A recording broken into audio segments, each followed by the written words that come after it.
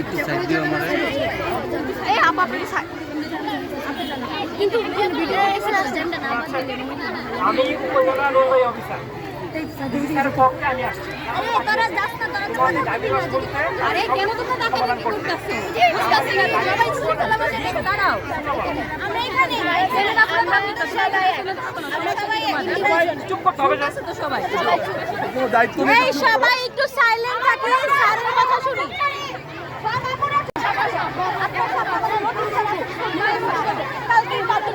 Targeted করা হয়েছে চরিত্রহীন বলা হয়েছে আজকে যে পাথরের সাথে কথা বলে টার্গেটেড হয়ে যাবে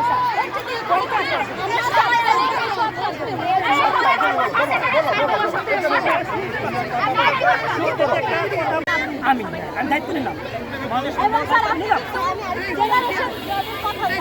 আমি জানি আমি জানি দায়িত্ব নিয়ে বলছি তোমাদের পক্ষে একটা প্রবলেম পাইছি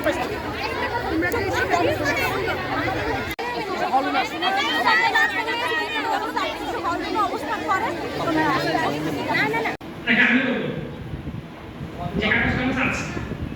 আমি বলবো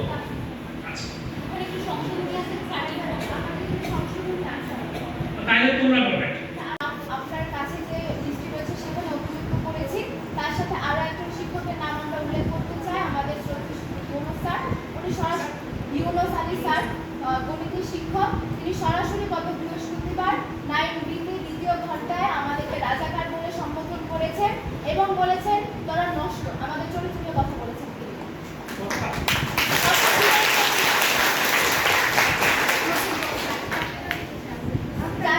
যে মেয়েদেরকে রাজাকার বলে সম্বোধন করা হয়েছে তারা সকলে আজকে উপস্থিত রয়েছে স্যার তারা সবাই আমরা বলতে রাজি আছি প্রসঙ্গে স্যার খুবই উত্তেজিত হয়ে আমাদের তাদের ক্লাসরুমে ঢুকেছে আমি 9A আমি 9B হয়ে কথা বলছি ঢোকার পর স্যার খুবই উত্তেজনায় ছিল স্যার বলছে স্কুলের ফ্যানগুলো একদমই চলে না তখন একটি মেয়ে বললো স্যার আমাদের অনেক ফ্যান নিতে চাই আমাকে বলে একটা পিস 50 টাকা গান কিনতে বসে এখন আপনি কাছে নিয়ে গেছে স্যারের কাছে স্যাররা কি আপনি গেম খেলে কোন দিকে যাব আমি খেলার মেয়ে বলতে ম্যাডাম এমন চোখে দেখে আমার ফ্রেন্ডরা খেলে আমি ওদেরকে পানি দিয়ে আসি তুই কেন পানি দিয়ে আইবি হেরা পানি খাইবো ওদের ম্যাডাম খেলার মেয়েদেরকে একদমই দেখতে পারে না কেন খেলার মেয়ে আপনারা কি বড় বড় জায়গায় যেতে পারে না আমরা কি বড় বড় জায়গায় যেতে পারি না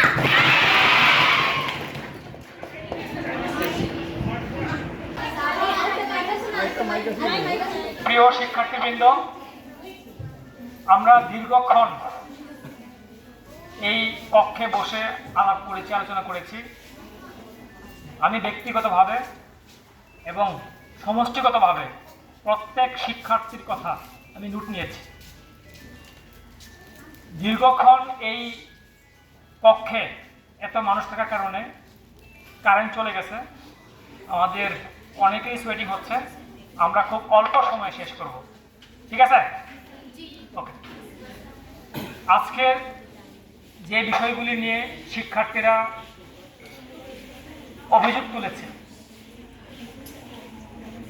তার লিস্ট মোটামুটি বেশ বড় প্রত্যেকটা বিষয় মোটাটাকে সহজ করে বললে আচরণগত বিষয় আছে শিক্ষকরা প্রপারলি বিহেভ করছে না।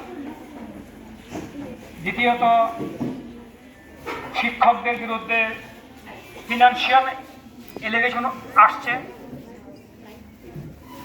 তৃতীয়ত হচ্ছে প্রাইভেট পড়ানো নিয়ে বেশ বড় একটা একটা অভিযোগ আসছে।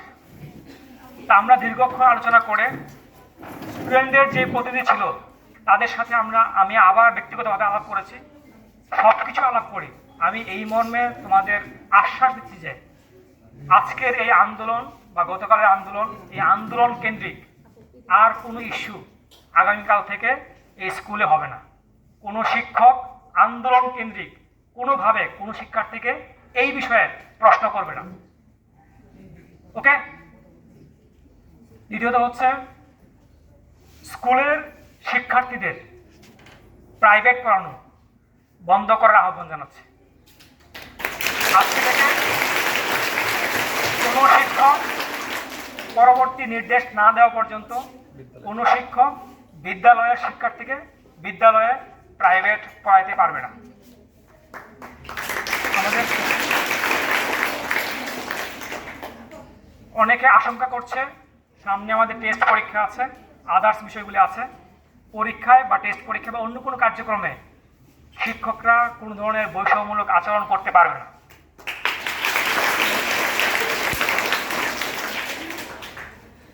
যে 6 জন শিক্ষকের বিরুদ্ধে অভিযোগ আসছে তাদের অভিযোগের বিষয়ে ব্যবস্থা না নেওয়া পর্যন্ত তারা ক্লাস থেকে অব্যাহত থাকবে।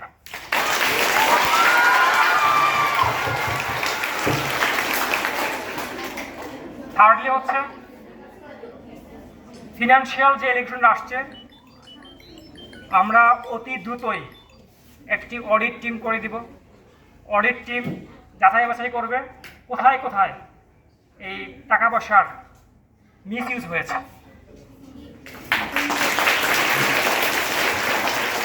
সর্বশেষ সিদ্ধান্ত, স্কুলের ল্যাব থেকে আরম্ভ করে ক্লাস রুটিন থেকে আরম্ভ করে শিক্ষার্থীদের সাথে বিহেভিয়ার থেকে আরম্ভ করে প্রত্যেকটা বিষয়, এবং প্রাইভেট না পড়লে মার্ক কম দেওয়া, খারাপ আচরণ করা, সকল বিষয়ে সংস্কারের জন্য একটা সংস্কার টিম করা হবে। যেই টিমে শিক্ষার্থীরাও থাকবে। একটা যৌথ সংস্কার টিমের মাধ্যমে সংস্কারের প্রত্যেকটি ধাপ, অর্থাৎ ওই টিম কর্তৃক যে সকল প্রপোজাল দেওয়া হবে স্কুলের বা বিদ্যালয়ের শিক্ষার মান উন্নয়নের স্বার্থে, স্টুডেন্ট টিচার সম্পর্ক উন্নয়নের স্বার্থে যে প্রস্তাবগুলি করবে সেই প্রস্তাবগুলি প্রতিপালন বা বাস্তবায়নের জন্য আমি দৃঢ় প্রতিজ্ঞাবদ্ধ। আমি আশা করছি এই কয়েকটা সিদ্ধান্ত ঘোষণার মধ্য দিয়ে তোমরা আগামীকাল থেকে সবাই ক্লাসে ফিরে যাবা।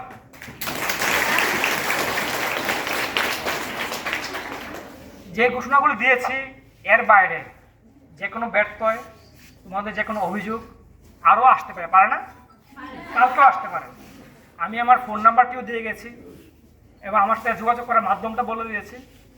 আমি এটাও এনশিওর করছি যদি আমার ডেইলি 1 ঘন্টা সময় এখানে আসা লাগে আমি আসবো, তাও তোমার।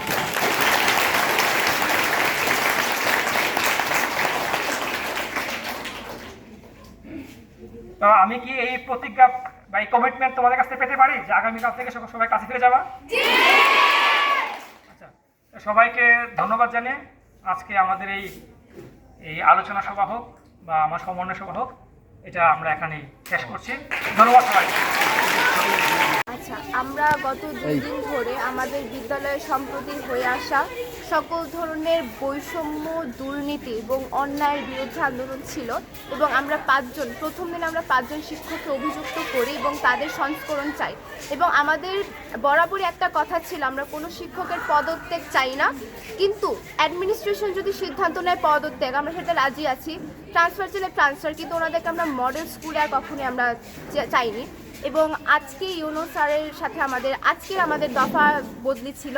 আমরা আমাদের এক দফাতে এসেছি। আমাদের গতকাল দফা ছিল 12টি থেকে আমরা আজকে এক দফা এসেছি যে আমরা 6 জন শিক্ষক, একজন নতুন যুক্ত হয়েছেন, 6 জন শিক্ষককে আমরা বদলি চেয়েছি।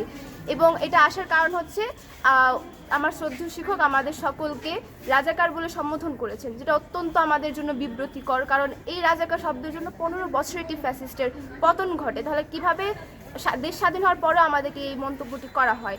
এবং আমাদের স্কুলের কক্ষগুলোতে একটা কনস্টিটিউশন অনুযায়ী সরকার পতন হোক কিংবা সরকার রিজাইন হোক, তাদের ছবি থাকা যাবে না, কিন্তু তাদের ছবি ছিল, গণহত্যাকারীদের ছবি তাদের রুমে লাগানো ছিল।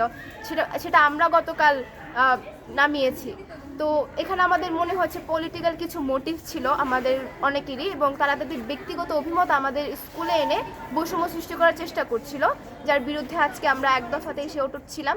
এবং ইউনুস স্যার, আমরা প্রথমে আমাদের রাস্তা ব্লক করি, তারপর হচ্ছে ইউনুস স্যার এসে আমাদেরকে আশ্বাস দেন যে 6 জন শিক্ষকের বদলি তিনি সুপারিশ করবেন, ডিসি মহোদয়ের কাছে জানাবেন, এবং আমাদের কাছে 10 দিন সময় চেয়ে নিয়েছেন। এবং প্রথম স্যার আমাদেরকে প্রপোজাল জানান যে একদমই তো হচ্ছে আমাদের যেহেতু শিক্ষক স্বল্পতা রয়েছে, সেই শিক্ষক স্বল্পতা মেনটেন করে তো ক্লাস করা সম্ভব না। তাই 2 জন অভিযুক্ত একদম যারা এক্সট্রিম ব্যবহার করেছেন তাদেরকে বাদ রেখে বাকিরা ক্লাস করাবে।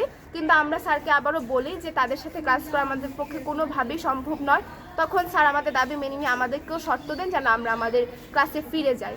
তাই আপাতত আমাদের দাবি পূরণ হয়েছে, এবং স্যার আমাদেরকে সংস্কারের বিষয়গুলোর জন্য একটি সংস্কার কমিটি গঠন করে দিবে, যেখানে বর্তমান রানিং স্টুডেন্টরা থাকবে, প্রাক্তনরা থাকবে এবং আমাদের শিক্ষকরা থাকবেন যারা আছেন।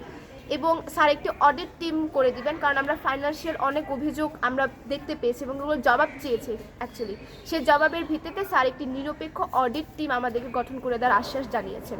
এটা হচ্ছে আজকে আমাদের সার্বিক পরিস্থিতি। আমাদের সর্বপ্রথম আমাদের 12 দফা দাবি ছিল, তারপর আজকে আমরা এক দাবিতে নেমে এসেছিলাম। আমাদের 6 জন শিক্ষকের বদলি চেয়েছিলাম, স্যার মেনে নিয়েছেন আমাদের 6 দফা, আমাদের এই এক দফা দাবি, এবং উনি আমাদের 6 জন শিক্ষকের বদলি দিয়ে দিবেন 10 দিনের মধ্যে, 10 কর্মদিবসের মধ্যে ওনারা আমাদের এই আশ্বাস দিয়েছেন। আর কালকে থেকে আমরা ক্লাসে ফিরছি এবং যথারীতি আগের মতো আমরা ক্লাস করছি।